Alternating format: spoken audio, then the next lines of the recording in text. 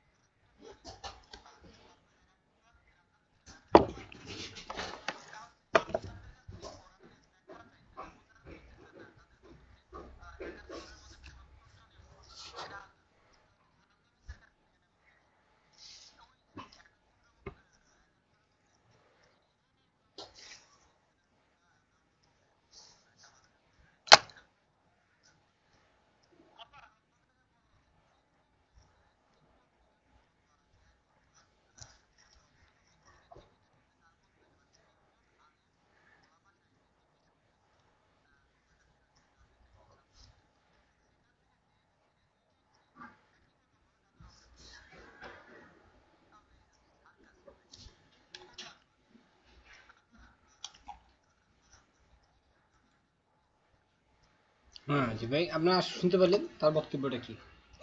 প্রথম কথা হচ্ছে, কোরআনের কোনো বিষয় যদি বিতর্ক সৃষ্টি হয় তাহলে সে ব্যাপারে সমাধান কি। আল্লাহ তাআলা পবিত্র কোরআন কারিমে এই বিষয়টার সমাধান দিয়েছেন। কি বললেন? যদি ফাইন তানাজাতুম ফি শাইইন ফারদ্দু ইলাল্লাহি ওয়া রাসূলিহি, যদি তোমাদের মাঝে কোনো বিষয় নিয়ে মতানৈক্য দেখা দেয় তাহলে কি করো? আল্লাহ এবং তার রাসূলের দিকে ফিরিয়ে দাও। আল্লাহর দিকে মানে কোরআন কারিমের দিকে, রাসূলের দিকে মানে রাসূল সাল্লাল্লাহু আলাইহি ওয়াসাল্লাম হাদিসের দিকে। কোনো বিষয় যদি কোনো মতানৈক্য সৃষ্টি হয় তাহলে আল্লাহ সুবহানাহু ওয়া তাআলা বললেন ফাইন তানাজাতুম ফি শাইইন ফারদ্দু ইলাল্লাহি ওয়া রাসূলিহি, আল্লাহ এবং তার রাসূলের দিকে ফিরিয়ে দাও। আসুন এখানে, সেখানে তিনি আর আরেকটা কথা বললেন, তাহলে আল্লাহ এবং তার রাসূলের দিকে ফিরিয়ে দেওয়ার কথা। দুই নাম্বার হচ্ছে তিনি যে কথাটা বলেন যে ৭১ ভাগ হবে মোহাম্মদ সাল্লাল্লাহু আখির নবী হযরত মুহাম্মদ সাল্লাল্লাহু আলাইহি সাল্লামের অনুযায়ী। তিনি নিজে বলেছেন যে আমার উম্মতদের, শেষ জমানার উম্মতদের ৭৩ ভাগ হবে, তার মাঝে ১ ভাগ জান্নাতি মানে ৭২ ভাগ জাহান্নামী, ১ ভাগ জান্নাতি। এই কথাটা মুহাম্মদ সাল্লাল্লাহু আলাইহি সাল্লাম বললেন। তো সাহাবায়ে কেরাম রাদিয়াল্লাহু তাআলা আনহু তার হাদিসের শেষ অংশটা যদি পড়তেন, হাদিসের তারপরে কি আছে এই জিনিসটা যদি তিনি পড়তেন তাহলে তিনি জানতেন, তাহলে এই দ্বিতীয়বার এই প্রশ্নটা করা লাগতো না, বা দ্বিতীয়বার তাকে এই বিষয় নিয়ে আলোচনা করার দরকার ছিল না। আসলে ওনারা একটু প্রথম অংশ পড়েন, পরের অংশ পড়েন না। দেখুন মুফাসসিরুল ইসলাম ও কোরআন কারিমের সে একই ব্যাখ্যা দিয়েছে রাসূল সাল্লাল্লাহু আলাইহি সাল্লামের বিয়ের ব্যাপারটা নিয়ে, যেখানে তিনি তাও সেই কাজটাই করেছেন।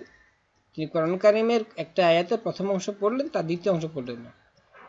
যাই হোক, এদের মানে যে অজ্ঞতা, এদের যে অন্তর কতটা বিমার সেটা হচ্ছে তার প্রমাণ। যে কি বললেন আল্লাহ রাসূল সাল্লাল্লাহু আলাইহি সাল্লাম বললেন যে আমার উম্মতের মাঝে আখিরি জামানা উম্মতের মাঝে ৭৩ ভাগ হবে, তার মাঝে ১ ভাগ জান্নাতি আর বাকি ৭২ ভাগ জাহান্নামী। তাহলে আমার প্রশ্ন হচ্ছে যে ৭৩ ভাগের মাঝে ১ ভাগ জান্নাতি বাকি সব জাহান্নামী হয়, তাহলে আমি কিভাবে জানবো যে ৭৩ ভাগ মাঝে ১ ভাগ জান্নাতি, কোন ভাগ জান্নাতি? হ্যাঁ, মুহাম্মদ সাল্লাল্লাহু আলাইহি ওয়াসাল্লাম ওই হাদিসে অংশে বললেন যে মা আনা আলাইহি ওয়া আসহাবি, আমি এবং আমার সাহাবীদের অনুসরণকারী যারা, তারাই হবে ওই ১ ভাগ, এক ৭৩ নম্বর ফেরকা, যে ফেরকাটা ফেরকায়ে নাজিয়া। তাহলে মুহাম্মদ নবী সাল্লাল্লাহু আলাইহি ওয়াসাল্লাম এবং তার সাহাবীদের সরাসরি অনুসরণকারী যারা হবে তারাই হচ্ছে ফেরকায়ে নাজিয়া, তারাই হচ্ছে শহীদত। তাদেরকে আপনাকে অনুসরণ করতে হবে। এখন তাদেরকে অনুসরণ করার ভয়ে কি? আল্লাহ রাসূল সাল্লাল্লাহু আলাইহি ওয়াসাল্লাম এখানে আরেকটু কথা বললেন যে তুমি তাদের কোনো একজনকে যদি অনুসরণ করো তাহলে আমাকে পেয়ে যাবে। মনে রেখো, আমার সাহাবী একটা নক্ষত্র, তাদের কোনো একজনকে যদি আপনি অনুসরণ করেন তাহলে তাহলে সে এক একটা নক্ষত্রের মধ্যে, সুতরাং একজনকে অনুসরণ করলে আমাকে পেয়ে যাবে। আমরা আসুন তারপর বিষয়টা আলোচনা করি। তারপরে তিনি বললেন যে এখন আমাদের 3 ভাগের 1 ভাগ, 71 ভাগের 1 ভাগ জান্নাতে, কোন ভাগটা জান্নাতে আমরা জানবো। 2 নম্বর আল্লাহ সাল্লাল্লাহু আলাইহি সাল্লামের আসেন। এখন আসুন আমরা আরেকটা বিষয় আলোচনা করি। তিনি বললেন যে এখানে মুহাম্মদ সাল্লাল্লাহু আলাইহি সাল্লামের সহিহ সুন্নাহ অনুসরণকারী হবে ফেরকায়ে নাজিয়া। এবারে কিভাবে আমরা বুঝবো রাসূলুল্লাহ সাল্লাল্লাহু আলাইহি সাল্লাম সহিহ সুন্নাহ অনুসরণকারী ফেরকায়ে নাজিয়া, তার একটা প্রমাণ কিভাবে আমরা বুঝবো এই জিনিসটা কারা সহিহ সুন্নাহ। তাহলে আমরা রাসূল সাল্লাল্লাহু আলাইহি সাল্লামে রাসূল সাল্লাল্লাহু আলাইহি সাল্লাম যদি আমরা পথভ্রষ্ট হতে বাঁচতে চাই, তাহলে এই প্রসঙ্গে রাসূল সাল্লাল্লাহু আলাইহি সাল্লাম কি বললেন, তারাকতু আমরাইন লান তাদিল্লু মা তামাসসাকতুম বিহিমা কিতাবিল্লাহি ওয়া সুন্নাতি রাসূলিল্লাহ। আমি তোমাদের কাছে দুটি জিনিস রেখে যাচ্ছি। এক হচ্ছে আল্লাহর কিতাব এবং তার রাসূলের সুন্নাহ। রাসূল সাল্লাল্লাহু আলাইহি সাল্লামের জীবদ্দশাতে আমরা দেখতে পাচ্ছি অনেক লোক, যেমন মুসাইলামুল কাযযাব একবার ঈমান এনেছিল, তারপরে তার ওফাতের সাথে সাথে সে আবার মুরতাদ হয়ে নিজেকে নবী দাবি করছে। এরকম অনেক লোককে করেছে, এরকম 4 জন নবী যারা নবী দাবি করছে। আরো অনেক লোক আছে যারা ইসলাম থেকে ফিরে চলে গেছিল। তো এই জন্য তারা তো দিন অবস্থায় আল্লাহ রাসূলের ছিল, তারা অনেক কথা আপনারা সুযোগ করে বলতে পারেন, তাই আমি বলতেছি। তো তাদের ক্ষেত্রে না, এই জন্য বলছি মুহাম্মদ সাল্লাল্লাহু আলাইহি ওয়াসাল্লামের যে আল্লাহ যারা রাসূল সাল্লাল্লাহু আলাইহি সাল্লামের অনুসরণ করেছে এবং তার সহিহ সুন্নাহ কোরআন এবং হাদিসকে অনুসরণ করে জীবনযাপন করেছে, তাদেরকেই অনুসরণ করতে হবে।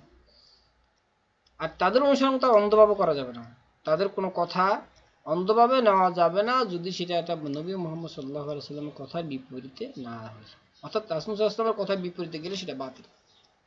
রাসূল সাল্লাল্লাহু আলাইহি ওয়াসাল্লামের কথার বিপরীতে গেলে কোনো সাহাবী নয়, কোনো লোক যদি কোনো কথা রাসূল সাল্লাল্লাহু আলাইহি সাল্লামের বিপরীতে কথা বলে, তাহলে তার কথা বাতিল।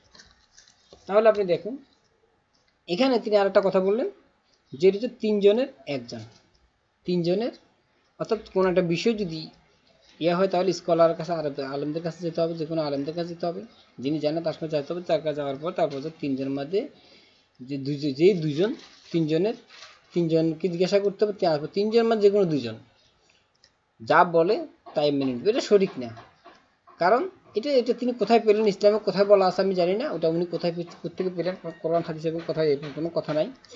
বিষয়টা হচ্ছে কিভাবে বলতে হবে যে হ্যাঁ 3 জন আলেমকে জিজ্ঞাসা করা না, বরং আল্লাহ সুবহানাহু ওয়া তাআলা কোরআন কারিমে যে আয়াতটা আমি একটু পড়ছিলাম, সেটা হচ্ছে ফাইন তানাজাতুম ফি শাইইন ফারুদ্দু ইলাল্লাহি ওয়া রাসূলিহি।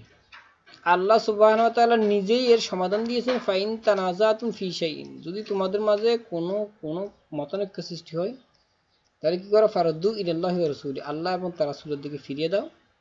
ইন কুনতুম তুমিনুনা বিল্লাহি ওয়াল ইয়াউমিল আখির। আল্লাহ শর্ত দিলেন, শর্ত কি, যদি তোমরা আল্লাহ এবং তার মিনুনা বিল্লাহি, আর যদি তোমরা আল্লাহর উপর ঈমান এনে থাকো আর আখিরাতে বিশ্বাসী হয়ে থাকো। আর যে লোক কোনো সমাধানের জন্য আল্লাহ এবং তার রাসূলের কাছে ফিরিয়ে দিবে না, সে আল্লাহর উপরও ঈমান আনেনি, সে আখিরাতের উপর ঈমান আনেনি। এই আয়াত আল্লাহ সুবহানাহু ওয়া তাআলা বলেছে, ইন কুনতুম তুমিনুনা বিল্লাহি ওয়াল ইয়াউমিল আখির, যদি তোমরা সত্যিকারে আল্লাহ এবং তার রাসূলের উপর বিশ্বাসী হয়ে থাকে, আল্লাহ এবং কিয়ামতের উপর বিশ্বাসী হয়ে থাকে, আখিরাতেও বিশ্বাসী হয়ে থাকে। তাহলে দেখেন আখিরাতের উপর বিশ্বাসী হতে হলে প্রমাণ দিতে হবে, পরীক্ষা উত্তীর্ণ হতে হলে আপনাকে প্রমাণ করতে হবে যে আপনি আখিরাতে বিশ্বাসী। তাহলে কিভাবে করবেন, আপনাকে প্রথম দেখাতে হবে আল্লাহ এবং কোনো সমাধান হলে, কোনো সমস্যা দেখা দিতে, তার সমাধানের জন্য আল্লাহর কাছে ফিরিয়ে দেন, অর্থাৎ কোরআন কারিমের কাছে ফিরিয়ে দেন। কোরআন কারিম যদি তার সমাধান দেয়, তারপরে নেবেন ফারুদ্দু ইলাল্লাহি ওয়া রাসূলিহি, তারপর আল্লাহ রাসূল সাল্লাল্লাহু আলাইহি ওয়াসাল্লামের ফিরিয়ে নেবেন। তাহলে বিষয়টা ক্লিয়ার। তাহলে ইসলাম কোনোখানেই বলেনি, নবী মুহাম্মদ সাল্লাল্লাহু আলাইহি ওয়াসাল্লামও কখনো বলেনি যে আমি তোমাদের কাছে আলেম ওলামা রেখে যাচ্ছি, বড় পীর সাহেব রেখে যাচ্ছি। তিনি বলেন তারাকতু আমরাইন লান তাদিল্লু মা তামাসসাকতুম বিহিমা কিতাবিল্লাহি ওয়া সুন্নাতি রাসূলিল্লাহ। তিনি আল্লাহর কিতাব এবং রাসূলের সুন্নাহ রেখে গেলেন বললেন, আর আল্লাহ সুবহানাহু ওয়া তাআলা কোরআন কারীমও বললেন যে কোরআন এবং হাদিসকে অনুসরণ করা। সুতরাং স্পষ্ট প্রমাণিত হলো যে কোরআন এবং হাদিসকে অনুসরণ করে রাসূল সাল্লাল্লাহু আলাইহি ওয়াসাল্লামের পথ পেয়ে যাবেন, এটাই স্পষ্ট, এটাই প্রমাণ। সুতরাং আশা করি আমার কথা উত্তরটা পেয়েছেন। আর ইনশাআল্লাহ আপনাদের আরও থাকুন, আমার সাথে থাকুন, চ্যানেল সাবস্ক্রাইব করুন, আপনাদের বাকি বিষয়গুলো আরও ইনশাআল্লাহ পাবেন। আসসালামু আলাইকুম ওয়া রাহমাতুল্লাহি ওয়া বারাকাতুহু।